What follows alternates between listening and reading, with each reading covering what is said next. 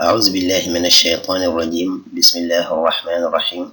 رب اشرح لي صدري ويسر لي أمري واحلل عقدة من لساني يفقهوا قولي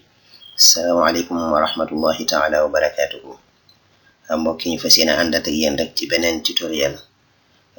cette fois-ci ñu koy def ci programme bi Microsoft Word incha allah mu nekk premier tutoriel buñ ciy def tutoriel biñ ciy def nag tey mu ngi aju ci wàllu alignement texte maanaam texte bi fan lay aligné wu ci biir document bi day dem côté ndijoor wala day dem côté càmmoñ wala day nekk ci digg bi wala day tolloo ci côté yépp li tax ñu tànn lii nag donte nuru na ni loo xamante ni bii la lu yomb la lool waaye dañoo seetlu benn erreur boo xamante ni bii daanaka 95% ci document Word yu ñuy jot da ciy am surtout bu dee lu bindee arabe moo tax ñu def ko aussi ci texte arabe incha allah alignement ci Word boo koy def yaa ngi ñëw ci partie bii nii fii mu tuddee paragraphe boo ñëwee partie paragraphe bi am nga fi ñaari xaaj yoo xamante ni bii mu ngi aju ci alignement texte bi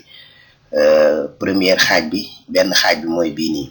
bi nga xam ne xëy na ñu bari moom la ñuy faral di jëfandikoo xëy na loolu war a sax erreur bi nga xam ni moom laa seetlu ba tax ma def kii bi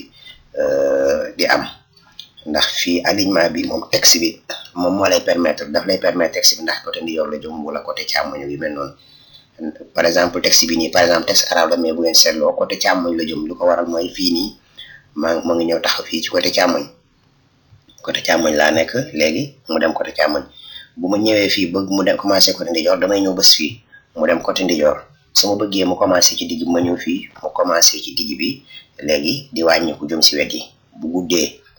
ba fees wàññiku jëm ci digg bi comme ni ngeen ko seetloo bii mat na bii wàññiku tuuti mat wàññi tuuti ba fii bii ni mu gën a ndawee naka noonu léegi lii nii am na aussi tamit beneen partie bi mooy mu day justifier texte bi mooy lan da koy jël da koy xëcc mu sës ci ñaari côté yépp léegi justification yi bari na ay façon gis nga justifier bis nekk mën ngaa gis effet bi muy am justifier en bas justifier au milieu justifier en haut léegi yow yaa xool boo xamante ni bi moom moo la ci gën a méngool rek léegi nag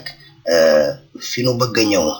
te nga xam ni mooy indi solution ci problème bi ni seetlu moom mooy fii nii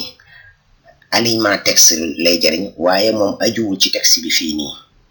ci ndax day taw gauche day taw droite moom mu ngi aju ci texte bi ban façon langue lay jëfandikoo texte bi ngay bind ban façon langue la arabe la wala français la wala anglais la maanaam texte bi ngay bind texte bi commencé ndijoor la wala bi commencé càmmoñ moom fii partie bi moom loolu la ko tax a jóg parce que boo ko réglé am na yeneen yu si ajuwaat ci sa traitement de texte par exemple fii nii côté ndijoor fii mu taxaw moom mooy bu dee texte bi may bind dafay commencé côté ndijoor jëm côté càmmoñ bu dee bii nii mooy bu dee texte bi day commencé côté càmmoñ jëm côté ndijoor donc comme man arabe laa yor kon man bii laa war a tànn bii initialement su may tal seex texte wala ma koy traitement texte fii laa war a njëkk a ñëw tànn ko arabe laa yor wala français fii laay njëkk a ñëw tànn ko pare si laay doog a soxlaa nag ñëw fii lii nii lan mooy effet bi muy am bu ngeen seetloo des fois nit dina def traitement de texte arabe par exemple buy bës flèche yi nga xam moom moo ne ci clavier bi flèche gauche ak droite day bës flèche wala jëm côté droite texte bi jëm beneen côté ba mu bës wala jëm côté gauche texte bi jëm beneen côté ba instant bii nii maa ngi bës flèche bi nga xam moom moo jëm côté gauche muy dem normalement côté droite muy dem normalement li ko waral mooy li ma tànn fii ni ko côté mbindum mi may bind kat loxo ndijoor lay commencé bu ko defee moom automatiquement day programmer texte document bi noonu léegi flèche yi day fonctionner normalement mais bu fekkoon damaa ñëw bés fii malgré que texte arabe laa yor waaye moom de comme xamul ndax texte arabe laa yor pour moom rek mbind may bind moom loxo càmmoñ lay commencé lan mooy xew su may bés mu jëm côté droite gis nga côté càmmoñ li jëm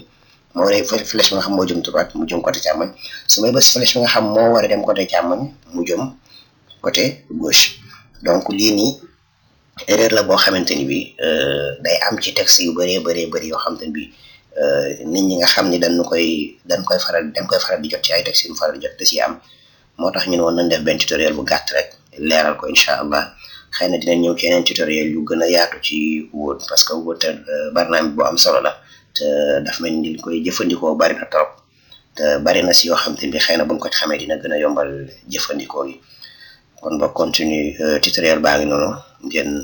abonné wu daamu chaîne bi ak di aimer continue wa axiru daawaana alhamdulillahi rabbil alamin